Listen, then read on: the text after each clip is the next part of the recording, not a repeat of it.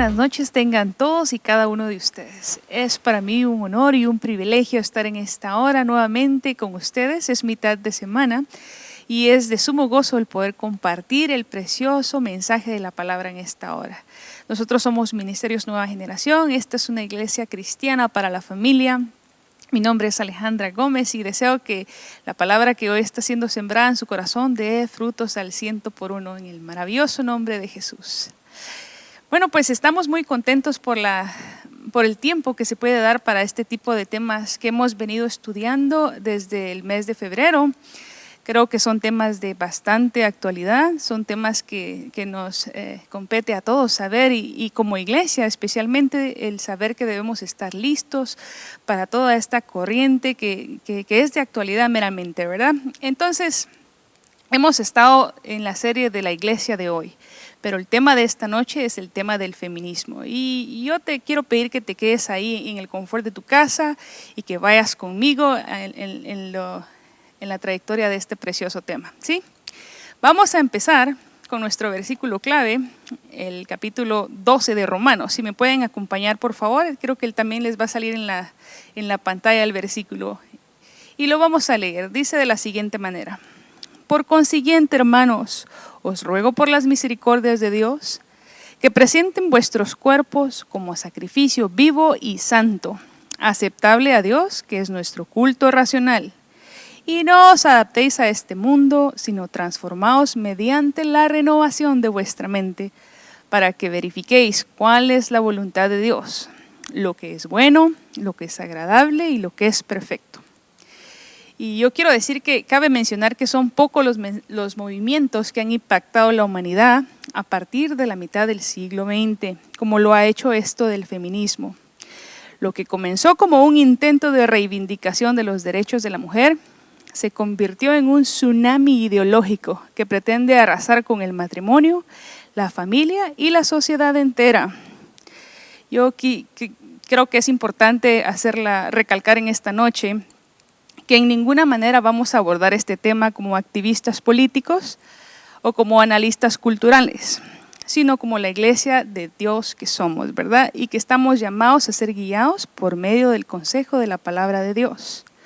De manera que esta plática o exposición que vamos a tener en los siguientes minutos no pretende ser una charla sociológica o cultural, sino más bien una exposición de las Escrituras con el propósito de edificar a la iglesia en la verdad de Dios revelada en su palabra. Como hijos de Dios debemos saber que no hemos sido llamados a encajar a esta corriente de ideas o de pensamientos, como leíamos en el versículo inicial, conforme a este mundo, sino que debemos dejarnos transformar mediante la transformación de nuestra mente y del consejo de la palabra de Dios. También tengo que mencionar que como iglesia simpatizamos con las críticas del movimiento feminista. Estoy escogiendo mis palabras de una manera muy asertiva al decir que simpatizamos con las críticas de este movimiento feminista, de cuando levanta su voz en contra de las actitudes machistas, de aquellos que ven a la mujer como un ser inferior o como un objeto que puede usar o del que se puede abusar. Debemos saber que como hijos de Dios nos identificamos con ellas en este sentido y nos oponemos totalmente a todo tipo de acción o actitud que denigre a la mujer en su ser integral o que violente su integridad física. Debemos saber que el machismo es un mal social de la peor clase, pues distorsiona por completo el papel que Dios le ha dado como cabeza. Mary Cashin dijo en una ocasión: el feminismo identifica problemas reales que demandan respuestas reales. El problema es que estas respuestas no se encuentran precisamente en el movimiento del feminismo. Las respuestas están claramente volviendo al diseño original dado por Dios en su palabra. Debemos comprender que la sociedad, así como también la iglesia, funciona mejor cuando cada uno actúa en el diseño que Dios estableció en su palabra y no de acuerdo a las pretensiones de los hombres. Mire, le vamos a poner un ejemplo en esta noche. Fíjese que dentro del rango musical, si usted canta, usted me va a entender un poquito y si no canta también, porque es un ejemplo bastante claro. Dentro del rango musical de las voces existen diferentes tipos de voces. Déjenme darle unos ejemplos. Existen voces sopranos en la clasificación de las mujeres, mezzosopranos, contraaltos y otros que a su vez se dividen en más. Y en el caso de las voces masculinas existen sopranos, tenores y graves. Entonces fíjese que pedirle a un soprano que cante como un tenor en ninguna manera promueve su carrera musical o artística. Pues no es para lo que esta voz fue creada. Al contrario, hacer que esta voz cantara de esa manera hiciera destruir su carrera. Si canta como María Cala, una soprana preciosa, no pretendamos que pueda oírse como Pavarotti, que es un tenor precioso también. Y de igual manera pasa con el hombre y con la mujer. Han sido diseñados con un plan y propósito perfecto de parte de Dios para actuar en una sociedad perfecta. Bueno, pues entonces ahora nos vamos a preguntar cómo surgió este movimiento. ¿Qué es esto del feminismo que se viene escuchando? Y que déjeme decirme, no es precisamente un tema de actualidad, sino que es algo que se ha venido escuchando a lo largo de los años. ¿Qué es eso del feminismo? ¿Quiénes fueron las que fundaron este movimiento? ¿Por qué lo hicieron? ¿A qué se debía sus motivos o sus motivaciones para emprender este movimiento? Entonces, quiero decirle que la historia ha sido construida considerando al hombre como el sexo fuerte y a la mujer como el sexo débil, el sexo más frágil, se le conoce también como el sexo menos capaz e incluso menos inteligente. Y que además esa diferencia es algo que ha sido muy natural por las generaciones. De mucho tiempo atrás le estoy diciendo que es algo normal que se pensara así en el pasado. El hombre, basándose en eso, ha sido por generaciones el protagonista de decisiones políticas, sociales y actividades culturales, teniendo a la mujer la función de la crianza de los hijos y el cuidado de la casa. Y durante muchos años, durante siglos, las mujeres han llegado a sentirse molestas con esta desigualdad, y cómo no, ¿verdad? Y ellas han llevado a cabo quejas y protestas, pero no es sino hasta el siglo XVIII cuando hay una toma de conciencia colectiva de esta situación que las está incomodando, promoviendo entonces un movimiento ideológico y social que lucha a romper este molde. Es cuando comienza el movimiento feminista. Y yo sé que este es un tema que va a ser de bastante historia, pero créame que es necesario comprender y sumergirnos en lo que es la historia de las 4 olas diferentes del feminismo. Porque, como le decía al principio, este no es un tema que resuene solamente en la actualidad, sino que tiene un trasfondo y es necesario entender su contexto para su mejor comprensión. Así que yo le pido que me acompañe y vamos a viajar al siglo XVIII. Vamos al tiempo del Renacimiento. Entonces, recalcando nuevamente, se supone que si usted era mujer en aquel tiempo, era muy natural que sus labores fueran solamente el cuidar de la casa y dedicarse a la crianza de los hijos. Fíjese que en aquel entonces las mujeres no tenían el derecho de poder estudiar, mucho menos de poder votar, no podían tomar decisiones familiares y ni siquiera podían escoger con quién casarse. Era de costumbre que eran los padres de las familias quienes escogían a quién darían a sus hijas en matrimonio. Se dice que en aquel tiempo, incluso si alguna mujer trabajaba, lo que ella ganara era para el hombre de la casa. Imagínense qué tremendo. Entonces es en Francia donde surge un movimiento intelectual. Este movimiento defendía la igualdad social de las personas, con el lema "Todos somos iguales independientemente de la clase social". Este movimiento los llevó entonces a la Revolución Francesa. Y usted conocerá un poquito de la historia. Y a consecuencia de esto trajo como resultado la Declaración de los Derechos del Hombre y del Ciudadano. O parecía que era un avance para la sociedad. Pero como el nombre lo indica nuevamente, habla exclusivamente de los derechos del hombre sin incluir a la mujer. Entonces las mujeres no entendían cómo, siendo la mitad de la población y aun cuando había habido un cambio político de igualdad universal, ellas seguían siendo excluidas. Entonces es aquí donde aparecen 2 mujeres importantes en escena. Entonces empieza a surgir la primera ola del feminismo. Entonces, aparece en escena Olympe de Gouges. Es una francesa que agarró la Declaración de los Derechos del Hombre y del Ciudadano, y lo que ella hizo fue replicarla y escribió entonces la Declaración de los Derechos de la Mujer y de la Ciudadana. Y reivindica todos los derechos civiles para la mujer.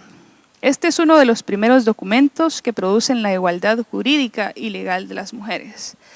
Aquí vamos a encontrar muchas palabras como lo es reivindicar, y quisiera que ustedes también conocieran el concepto de esta palabra para una mejor comprensión del contexto. Reivindicar es reclamar o pedir con vehemencia y firmeza algo a lo que tiene derecho, de lo cual le ha sido desposeído. Entonces, esto fue la gran labor por parte de Olympe de Gouges, pero también aparece otra personaje importante en escena y es Mary Wollstonecraft. Ella escribió un texto de la vindicación de los derechos de la mujer. Vindicación es otra palabra que debemos conocer su significado. Dice que esto es defender o exculpar a una persona injustamente atacada, especialmente por escrito. En este texto se dice hasta el día de hoy que es donde se funda el movimiento feminista. Ellos tenían un lema célebre que decía, ellas tenían este lema célebre que decía: la diferencia entre los géneros hombre y mujer no es algo natural, como se venía pensando, sino era algo cultural, algo que se producía a través del estudio. Lo que hizo Mary Wollstonecraft fue abogar para que también las mujeres pudieran tener la misma igualitariedad de educación. Y es aquí donde las mujeres empiezan a cuestionarse del por qué debían entonces quedarse en casa por obligación. Fíjese que como dato curioso, la hija de Mary Wollstonecraft se llama Mary Shelley y ella es la creadora del personaje Frankenstein, solo como dato curioso. Entonces, como respuesta a estas primeras reivindicaciones femeninas de estas dos mujeres, se suponía que iban a tener un avance en la historia. Pero dan como respuesta todo lo contrario y es donde se viene una dura represión. Dice que Olympe de Gouges fue guillotinada y muchas otras mujeres fueron asesinadas, fueron encarceladas. Llegaron al punto de que no se les permitía estar en la calle por grupos de más de 5 mujeres. Y lo que era peor es que cerca de los años 1800 sale lo que es el Código Francés o Código de Napoleón, donde establecía a toda Europa y exigía a todas las mujeres actuar en obediencia a sus maridos, dejándolas nuevamente sin derechos civiles ni políticos. Wow, eso sí está tremendo. Las cosas en lugar de mejorar realmente se habían puesto peor para las mujeres. Pero eso sí, cabe mencionar que a partir de ahí las cosas no volvieron a ser lo mismo. Y esto es lo que pudiéramos decir en conclusión de la primera ola de feminismo. Estamos en 1840 y el feminismo ya no era un movimiento solamente intelectual. Ahora pasó a ser un movimiento de acción y de acción social por medio del sufragismo. Vamos a entender que el sufragismo es un movimiento político que surgió a finales del siglo XIX, reivindicando el derecho de voto, pero ahora era también para las mujeres. Este movimiento empezó precisamente aquí en este país, en Estados Unidos y también en Francia, los cuales fueron influyendo después a otros países. Fíjese que en Estados Unidos las mujeres habían luchado ya por la independencia junto a los hombres, la independencia del país. Habían también luchado por la defensa de los esclavos. Y cuenta la historia de 4 mujeres de ellas que viajan a Londres a un congreso antiesclavista. Y resulta que llegando allá no les dejaron participar solo por el hecho de que ellas eran mujeres. Ellas estaban totalmente indignadas y después de una larga plática las dejaron participar, pero fue atrás de la cortina. Dice que estas mujeres indignadas, tomando conciencia de su desigualdad como mujeres y de vuelta a los Estados Unidos, estas mujeres son Lucrecia Mott y Elizabeth Cady Stanton.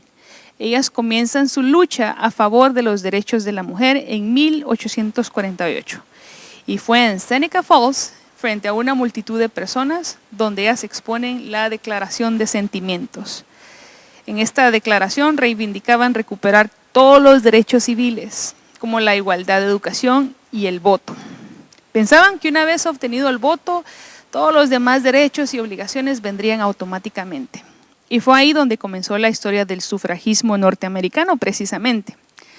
Entonces las mujeres empiezan a defender sus derechos en masas, en manifestaciones, están corriendo panfletos, pero déjeme decirle que en definitiva no era algo sencillo, pues pasaron años siendo humilladas y pisoteadas, y tras casi medio siglo de lucha moderada, ahora pasaron a la acción y empezaron a tomar acciones más fuertes, cuenta la historia, así como acciones tales como huelgas de hambre, encadenamientos, sabotajes a líderes políticos, incluso bombas e incendios. De hecho, se atribuye a ellas la iniciación de estos métodos de lucha. Entonces hubo una victoria y poco a poco fueron obteniendo los demás países el voto femenino. Bueno, posteriormente a eso empiezan a aparecer otras mujeres feministas con otras realidades, entre las cuales cabe mencionar a Flora Tristán, era una mujer socialista que hablaba de las mujeres obreras, explicando la doble represión que ellas sufrían, tanto de clase como de género. Ella, Flora Tristán, fue la precursora del movimiento feminista socialista. Ella creía que para que la mujer se liberara debía cambiar el sistema capitalista establecido. Y entonces aquí es donde se definen ya dos importantes ramas del feminismo. Es lo que es el feminismo que buscaba la igualdad de los derechos y un feminismo que pretendía cambiar todo el sistema establecido. Entonces, ahora nos encontramos en el periodo del movimiento y este movimiento feminista se ve paralizado por un plazo de tiempo. Es precisamente en el periodo en medio de las dos guerras mundiales. Cabe mencionar que para entonces las mujeres habían ya logrado ejercer el voto en varios países, habían logrado entrar a universidades y poder estudiar. Muchas mujeres empiezan a desmovilizarse. Entonces aparece otro personaje en escena en Francia y ella se llama Simone de Beauvoir en 1950. Ella escribió el texto El segundo sexo con la famosa frase célebre: no se nace mujer, se llega a hacerlo. Simone de Beauvoir se centró en el androcentrismo, lo cual explica que el hombre es la norma y la medida de todas las cosas, y la mujer será siempre lo otro. El androcentrismo es la práctica, consciente o no, de otorgar al varón y a su punto de vista una posición central en el mundo, quedando nuevamente las mujeres invisibilizadas o excluidas. Bueno, aquí es donde termina la segunda ola de feminismo y viene una tercera ola. Ahora vamos a viajar al tiempo y es en el tiempo donde los hombres empiezan a volver de la Segunda Guerra Mundial. Se suponía que la mujer está nuevamente en el hogar y ahora tenía todas las acomodaciones para ser amas de casa felices. Ellas vivían muy bien acomodadas, ya tenían un apellido y hasta incluso un estatus social.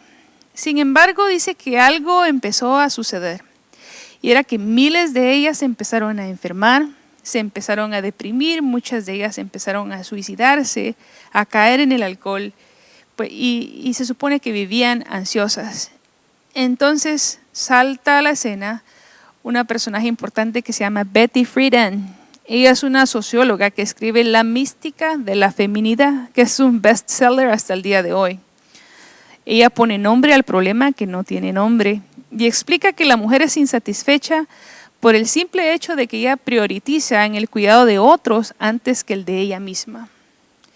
Betty organiza junto a otras mujeres un movimiento llamado Now, el mayor movimiento de la mujer hasta entonces, que de hecho hasta la actualidad sigue creciendo, y buscan principalmente mejorar el estilo de vida de las mujeres, centrándose en temas de ámbito personal, y es aquí donde precisamente inicia el feminismo liberal.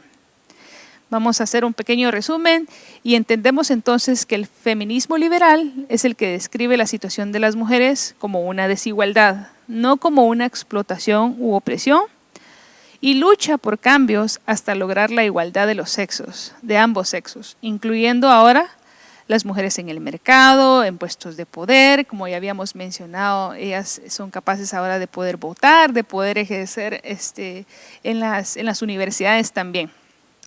Bueno, Estamos ahora en los años 60 y habiendo ya conseguido los derechos fundamentales, tales como la mujer, ahora ocupando cargos importantes, parecía que no era todo.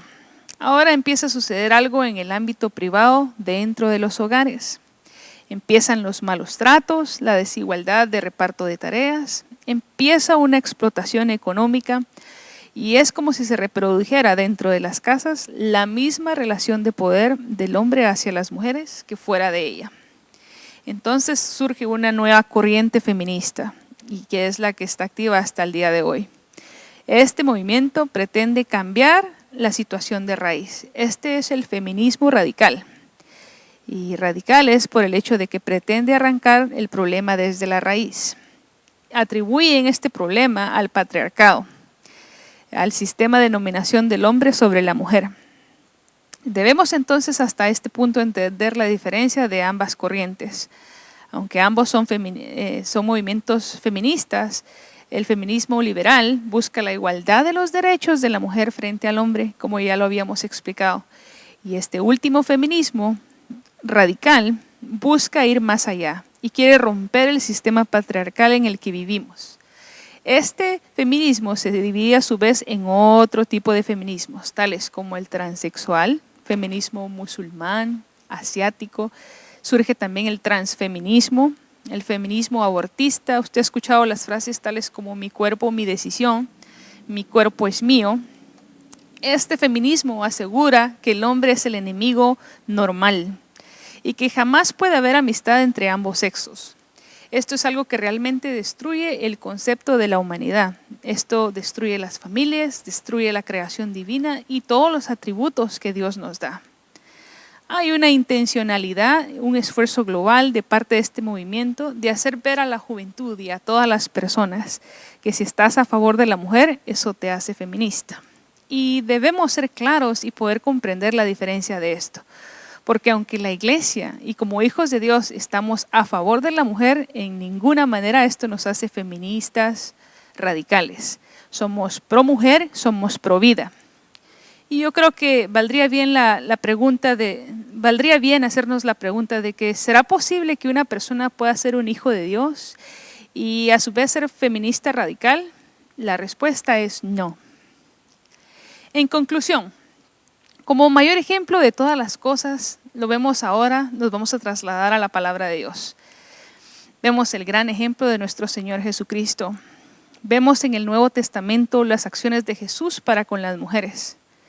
Y déjeme decirlo, aquí vamos a hacer un pequeño paréntesis porque cabe mencionar que en el judaísmo, la cultura judía es una sociedad hipermachista. No solo es machista, es extremadamente machista. ¿Sabía usted que los líderes rabinos y judíos tenían a su cargo la interpretación de la ley y tenían un libro llamado Sidurim?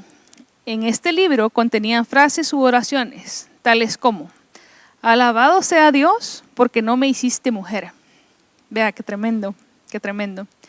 Y otra oración que también podemos encontrar en este libro es: mejor fuera que se quemara la ley a que cayera en las mujeres. Pero vemos el ejemplo perfecto en Jesús. Siempre es nuestro mayor ejemplo porque Jesús siempre le dio el tiempo y el espacio a la mujer y le dio el valor como de piedra preciosa, como lo vemos en el pasaje de la mujer adúltera. Se recuerda cuando se acumuló toda aquella gente para que Jesús la juzgara. Y por el contrario dice que Jesús ve a la mujer y le dice: mujer, ¿dónde están los que te condenan? Ni siquiera yo te condeno. Vete y no peques más. La restaura con amor. También vemos otro ejemplo donde Jesús se refiere a una mujer, la mujer samaritana. Cuando Jesús se asomó al pozo para pedirle de beber, habría que mencionar que era de costumbre para un judío jamás voltear a ver a una mujer en público. Sin embargo, Jesús se tomó el tiempo para conversar con ella. Usted sabe que en la antigua Jerusalén los hombres caminaban de un lado de la calle y las mujeres caminaban del otro lado de la calle, y ni siquiera a la misma distancia. La mujer tenía que ir atrás y del otro lado. Y, o sea, es una cultura extremadamente machista. Y quiero decir que en las sinagogas a las mujeres les era, por consiguiente, prohibido participar.